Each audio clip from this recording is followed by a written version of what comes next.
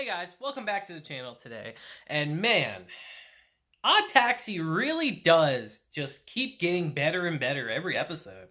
I find myself kind of amazed I didn't watch this when it aired. It was crazy. I saw it and I didn't know if I'd like it. But now that I'm watching it, I realize just how crazy I was. Just how good this show actually is. Like, holy crap. We really peel back the layers of the mystery every single episode, and it's just really interesting. I have to fight so hard not to just go straight to the next episode for you guys. But anyway, like I said, welcome back to the channel. We're here for episode 9 of Odd Taxi today. And we had quite a good episode, honestly. So let's just kind of get into it and talk about it today.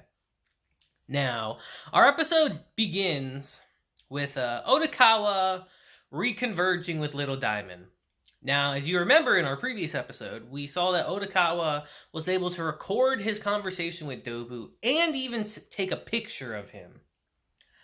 And he sends the recording to Little Diamond, and he still isn't completely convinced.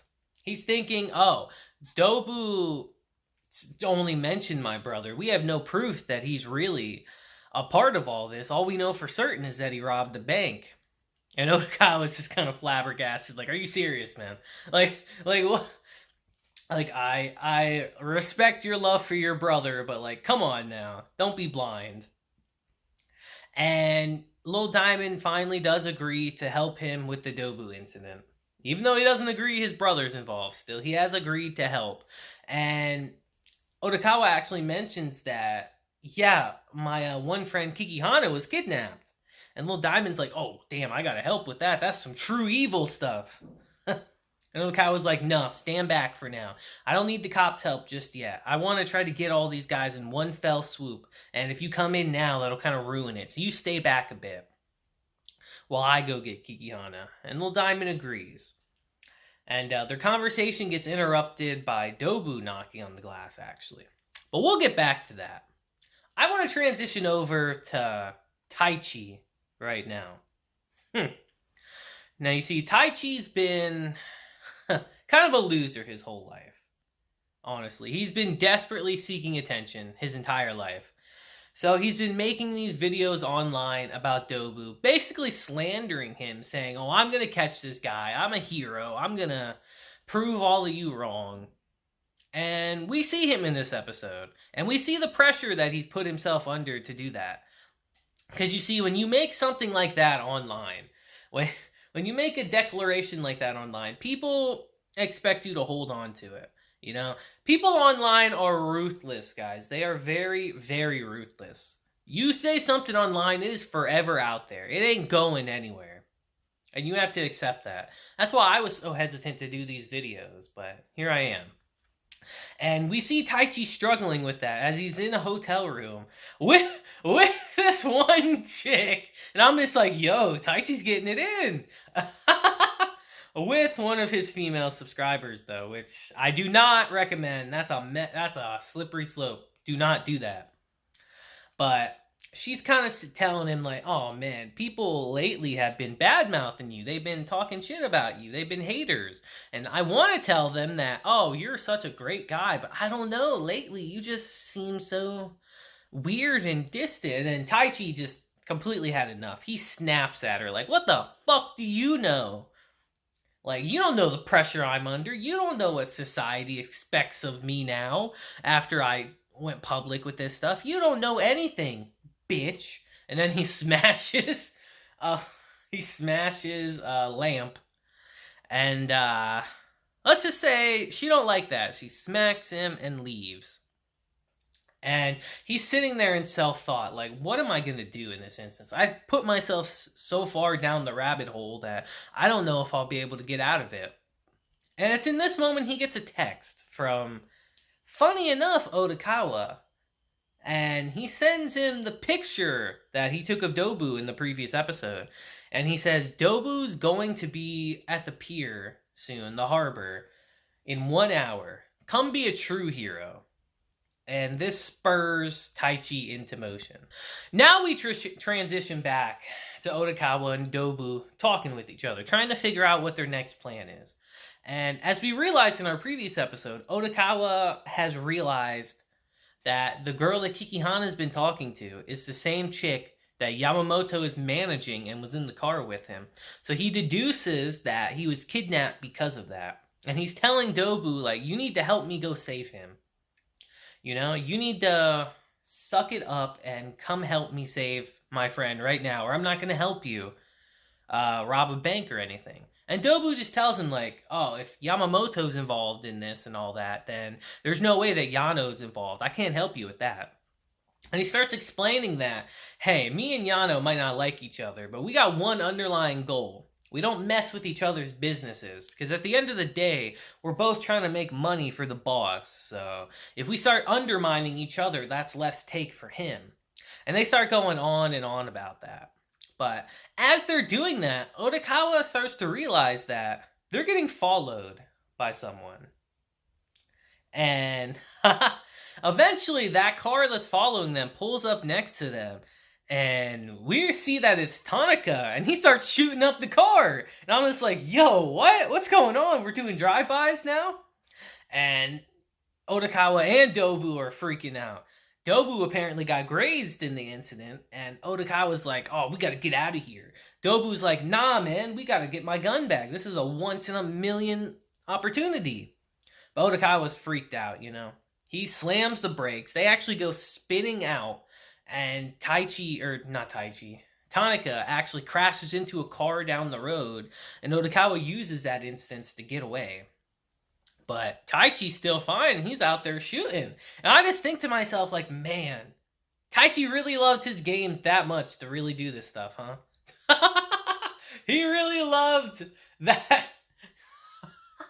He really loved that dodo that much, to where he would turn into a serial killer, basically. Alright, why not? And now we see Odokawa and Dobu arriving at the pier, the harbor, to come get Kikihana, you know? So they get in there, and they get attacked by the goon, who Dobu actually stops, and he tells Odokawa, hey, go get your friend. I'm gonna stop him real quick. I'm gonna throw him in the ocean. Go get your friend, and let's get out of here. So Odokawa does go and get Kikihana, and he gets him out of there. And he actually leaves Dobu there. Funny enough. I don't know if that was planned, but he leaves Dobu there, who's in a pretty desperate fight against this one guy. And he just gets out of there. And him and Kikihana have a little moment in the car as they're leaving. You know, where Odokawa's like, you've always kind of been an idiot, Kikihana. You've always been kind of a dummy, but you're my friend, you know? And they got a nice laugh with each other. Now we transition back to Dobu, who ends up beating the hell out of this guy. He wins the fight. But as he's leaving and notices that Odokawa's not there anymore, he actually gets shot. He gets shot in his leg by, I presume, Tanaka. And Dobu's like, oh shit, what's going on? And after he gets shot, apparently, Tanaka kind of leaves, doesn't pursue him for some reason. Why even shoot him? And he gets confronted by Taichi, of all people. Now, Taichi, being a moron, just takes his phone out instantly and starts recording, saying, see, haters, I told you I'd get him. Look at this guy, you gotta revere me now. I'm a man of my word, I'm a hero. You know, I can do whatever I want. I caught him like I said I would. And while he's going on and on like a moron, Dobu actually gets up and gets behind him and puts him in a chokehold. And he's like, all right, kid, enough of these games. What are we doing here? And Taichi instantly folds. Like, oh no, I'm so sorry. And Dobu actually kind of gives him like a life seminar in a way. I was laughing my ass off at this. I was like, he's really trying to make him a better person. He starts telling him, like, all right, kid, why'd you do this? And Taichi's like, because I wanted attention. And then Dobu is literally like, all right, well, let's figure out why you wanted attention. And I'm just like, what? Okay. And they pinpoint that Taichi is a narcissist and that he needs to find someone, not people online, to look up to. He needs to find like a mentor, a one individual person who he can base himself off of, because he hates himself. Taichi has such low self-esteem, if no self-esteem at all, that he hates himself and he feels like he's not worth it. So Dobu tells him, go find a mentor, someone who you can look up to and base yourself off of, so you know what you need to do to become a better person. And Taichi's like, yeah, I'll do that. Why not? That sounds great. He goes to leave after that, and Dobu's like, wait a minute, I'm not running a life seminar here. Don't you think you owe me something for all the shit you've done to me? And he basically shakes Taichi down. He's like, I want your money, I want your car for how you got here, I want your apartment.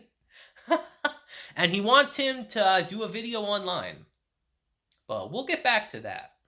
Now we transition back to Odokawa, taking Kikihana to Goriki's clinic, because he is pretty beat up and all that. And they start talking a bit, and Goriki just asked him flat out, like, why are you doing this, Odokawa? You're just a regular taxi driver. Why are you sticking your neck out so far? Why are you getting involved in the Yakuza and all that? And he starts telling him, like, I'm going to bring this whole organization down all at once. I'm going to stop these guys myself. And Goriki just asked him, like, is this to avenge Shirakawa? And he starts explaining to Odokawa, like, yeah, Dobu got his claws into her at a young age and manipulated her, but she also did it to herself. Like, at some point, she realized what she was doing was wrong, and she never walked away. She kept staying with him. She kept working with him. It's partially her fault as well. And Odokawa, in this instance, he has a different opinion. He mentions Stockholm Syndrome. Which, if you guys don't know what Stockholm Syndrome is, it's where, say you get kidnapped by someone, and over time, as you're kidnapped with them, you start to feel like you're attached to them. You start to feel like, oh, maybe they're not such a bad person after all. You start feeling even somewhat affection towards that person. That's what Stockholm Syndrome is, where you trick yourself into believing that you care for the person who kidnapped you. And that's what Odokawa thinks that Shirakawa has with Dobu. And Goriki can't really deny it, but he doesn't agree with it either. And it's during this scene that we actually see the video that Taichi made that Dobu wanted him to make. And it was a formal apology, calling himself kind of like a fraud and saying, I'm not a hero, guys. I didn't do anything. Dobu isn't involved in all this. Leave him alone.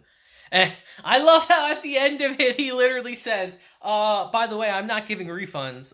Thank you for your understanding. Like, that shit had me dying. So Dobu's like, all right, I guess we're squared. Now, kid, I'm going to take your car and I'm going to be out of here. And that's how that ends. So I assume we're done with Taichi for our series, but you never know. And I might as well mention this part while I'm here. It's not a huge part, but I might as well mention it. We see Kikihana kind of reflecting on himself a bit about, man, I was a moron. He's looking at the ring and all that he spent his life savings and so much borrowed money on, and he just throws it in the river. And not even like a second later, he goes in and he tries to get it back. And the second he threw it, I was like, there's no way he'd throw that ring. I wouldn't. You know how much money that is? And he does go and get it, which I find hilarious. But our final scene of the episode, actually, I would argue is the most important. Because we see Goriki coming to Odokawa's apartment, apparently to talk to him. And he's not there. But his landlord is there. So they actually sit down and have a conversation. Because as you know, Goriki is trying to figure out what's wrong with Odokawa. He's trying to cure him. And he has a talk with the landlady saying, well, what's Odokawa been like? How's he been throughout his life? And the landlady actually reveals that she's been the one that's looked out for him his whole life since his parents were gone. He's lived in this apartment since he was 5 years old.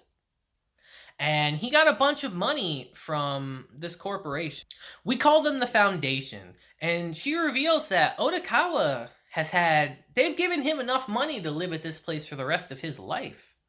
So I've just been holding on to that for him. Because as he's been working, he's been paying me extra money too. So I haven't been using that money. I've just sat on it for him. And it's very interesting. They're kind of tiptoeing around this organization a lot. And Goriki's even asking, like, all right, what is this organization? Can I talk to them? Can I talk to the person that brought him here? And she says, no, that's one of their only rules, that you can't do that, no matter what. For the money we give, you can't look into us. And he's instantly weirded out. He's like, that's really strange. Which it is, to be honest. Like, what organization does something like that? That's shady. So he starts asking, all right, well, what was Odokawa like before he came here, before he was a part of this organization? And he starts asking about his parents. And she looks at him like, are you really his friend? You don't know this? And he's like, well, I thought his parents went missing years ago. That's why he always wanted to live alone in case they decide to come back one day. And she reveals that no, both his parents are dead. They died years ago. And that's how our episode ends. Which, if you think about it, that makes a lot of sense that his parents are dead. Because that would account for the flashbacks that we had in our first couple episodes for this show. So the plot really thickens, guys. And I'll be honest, the fact that Odokawa mentions Stockholm Syndrome, of all things in this episode, is very interesting to me. Makes me think it has something to do with what's happening in that closet of his, but we'll have to see. So, what do you guys think of this episode? Was it good? Was it bad? I think it was pretty damn good, honestly, but you guys let me know in the comments. And that'll be it for today's episode, guys, you know? This series just keeps getting better and better, and we're finally heading towards the climax. So I hope you guys have a great rest of your day, week, month, and year. And until next time, just deuces. Just have a blessed day.